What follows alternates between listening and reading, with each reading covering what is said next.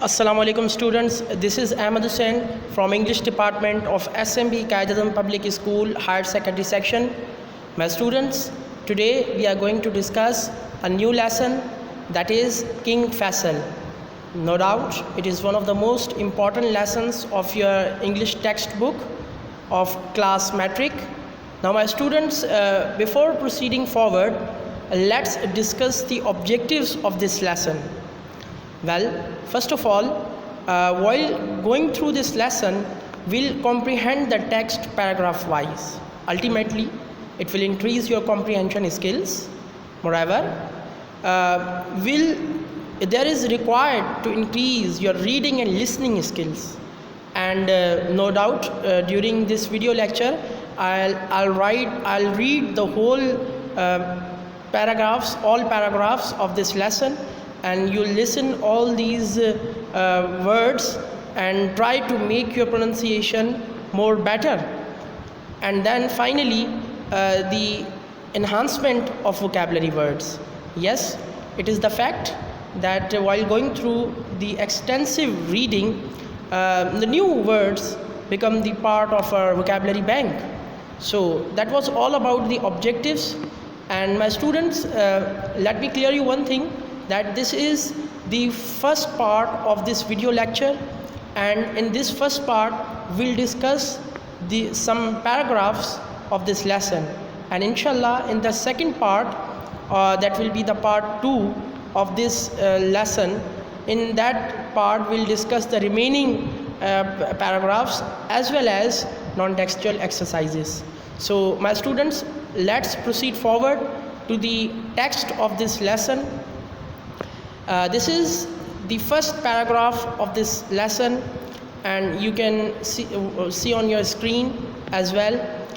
Here it has been mentioned that the late King Faisal of Saudi Arabia was born in 1907 and was second son of King Abdul Aziz ibn Saud. Here the date, the year of the birth of King Faisal and his father's name has been mentioned in the first sentence, and his father's name was King Abdul Aziz ibn Saud and his year of birth was 1907. Moreover, he received religious education from his maternal grandfather Sheikh Abdullah bin Abdul Latif. After completing his education at an early age, Faisal started taking interest in the affairs of the state and helped his father in governing the country. My students, here in this first paragraph, generally the writer has briefly described the early life of Shah Faisal before he became the king. So that's why first of all he mentioned his year of birth, and then he has written about his early education, and then his interest in the political affairs of the state, because it has been written here that Faisal started taking interest in the affairs of the state and helped his father in governing the country. So his father was ruling the country at that time, and he was also helping him. That's why ultimately he was made governor of Hijaz when he was only 20. Here my students, it has been mentioned about his age that he was only 20. It means he was 20 years of age when he was made the governor of Hijaz, and Hijaz is the province of Saudi Arabia, and he was chosen as the governor, and he was given the governorship and in order to run the affairs of that province. Later on, he served as Saudi foreign minister, visiting several countries of the world, where he held important discussions and gained a great deal of experience. Well, his scope of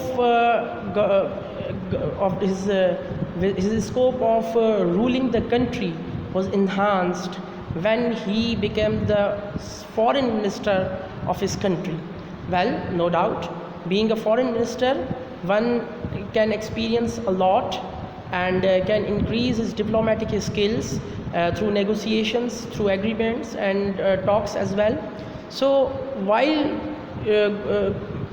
being a foreign minister of his country, he had a chance of visiting different countries and to meet several delegations as well, and that was a lot of experience. That was a great deal of experience for him. Then he also had the opportunity of holding the command of the armed forces of his country. Moreover, being a foreign minister, apart from that, he also got a chance to hold the command of his armed forces as well. So my students, in this first paragraph, a brief overview of his early life before becoming the king has been elaborated by the writer, and also then also the writer has clearly depicted his skills, his diplomatic skills, and his interest in the political affairs as well. So my students, after it, let's proceed forward to the next paragraph. And here in this next paragraph, it has been mentioned and it is discussed that how he became the king of his country.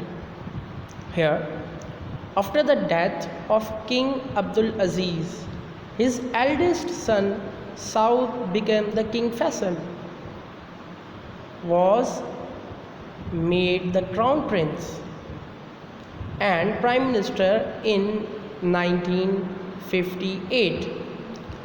Saudi Arabia was in serious difficulties at that time. Now my students, after the death of King Abdul Aziz, his eldest son, obviously he was not the elder son of his father, so his eldest son Saud became the king. So now here the Faisal was made the crown prince and prime minister in 1958, and during his premiership, Saudi Arabia was in serious difficulties at that time.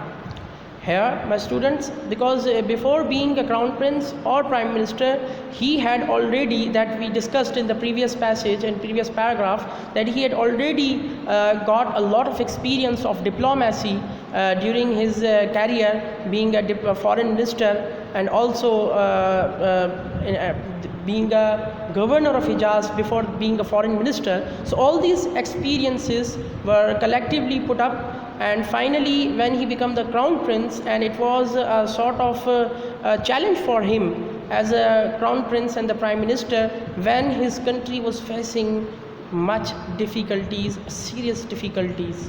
So my students, Faisal used his wisdom and intelligence to overcome these difficulties. Here he tried to overcome all the problems and the issues of his country. And so in 1960 he resigned from the post of prime minister, but accepted it again in 1962. His elder brother King Saud fell seriously ill in 1964, and Faisal was chosen as a king by the Council of Ministers. My students, here Faisal tried to overcome all the situations, but in 1960 there was a change of his mind, because he resigned from the post of prime minister, but later on after 2 years he accepted it. And after the death of his elder brother King Saud, because King Saud became the king after the death of his father, so ultimately when he fell seriously ill in 1964, and he was chosen as the king by the Council of Ministers. So my students, in that way King Faisal became the king of Saudi Arabia kingdomship. So my students, here in this text, this brief journey of King Faisal has been described by the writer.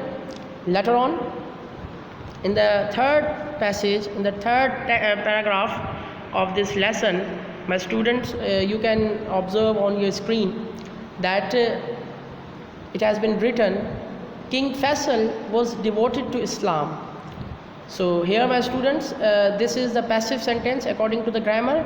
King Faisal was devoted to Islam, because King Faisal is a subject.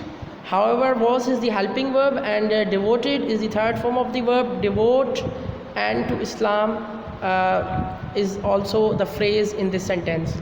My students, it is passive voice sentence where it has been elaborated about the devotion of King Faisal has been elaborated, and furthermore it is said he was a good Muslim and led a simple life.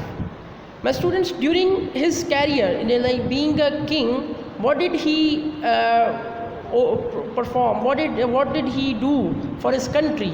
So most of his activities are mentioned in this paragraph, and we can discuss it in the subsequent sentences. Here it has been mentioned that he did his best to see his people live according to the teachings of Islam. He possessed great qualities of leadership and proved to be an able ruler. Students, here it is mentioned by the writer that already we discussed in the earlier paragraphs as well, that he had much experience of diplomatic activities and also the governorship as well. So ultimately these experiences enhanced his leadership qualities, and finally he proved to be an able ruler here. So my students, able is once again an adjective, and ruler is a noun here, which is going to qualify the word noun ruler. According to the grammar, we have to also analyze all these aspects as well. He loved his people and ruled the country wisely and justly under his rule. He was a just ruler and a wise ruler. Saudi Arabia made great progress in many fields. How? Now the answer is he spent a lot of money on the development of his country. So he took the financial ministries, he took the financial affairs of the country on the topmost priority. That's why he's allotted most of his budget for the development of the country. The main source of income for Saudi Arabia is mineral oil, until today it is the four and the foremost source of the Saudi Arabia for the country's development, and he made every effort to increase its production. Yes, not only the oil is extracted out from the Saudi Arabia, but he also tried to increase the production of mineral oil so that it might be sell out to the and exported to the other countries, and ultimately it would increase the economic survival. It will increase the chances of economic survival of the country. My students, moreover, new factories and mills were set up in the Saudi Arabia, and industry made great progress. Yes, so as I right now mentioned, that he took the financial affairs on the topmost priority in order to develop his country, in order to take his country, to uplift his country, not only in the region but also in the whole world scenario. So he tried his level best and took a lot of efforts, and ultimately due to his efforts, the industry made a great progress, and also the country made a great progress. Moreover, vast areas of the desert were irrigated and new lands were brought under cultivation, not only in the field of industry but also in the field of agriculture. He also directed his efforts, he directed his all energies for the sake of the development of his country Saudi Arabia. My students, this was the third paragraph which we discussed right now, and as I mentioned at the start of this video lecture, that it is divided into the two parts, and this was the first part in which we tried to discuss and comprehend the paragraphs in a very detailed manner, so that we can increase our comprehension skills. Moreover, we also read all paragraphs, and hopefully you all listen to these paragraphs actively as well. Ultimately, this activity and this process will let you make your pronunciation better. Moreover, at the end, while going through all these all these sentences, hopefully and surely new words would become the part of your vocabulary bank, my students. So hopefully all these three objectives have been achieved through this video lecture, and inshallah in the upcoming next video lecture, that is on the remaining paragraphs of this lesson, and we'll also discuss the non-textual exercises as well regarding this lesson, and at the end we'll also send you some worksheets that will help you to get yourself prepared for your annual examination, and also let us assess you as well. My students,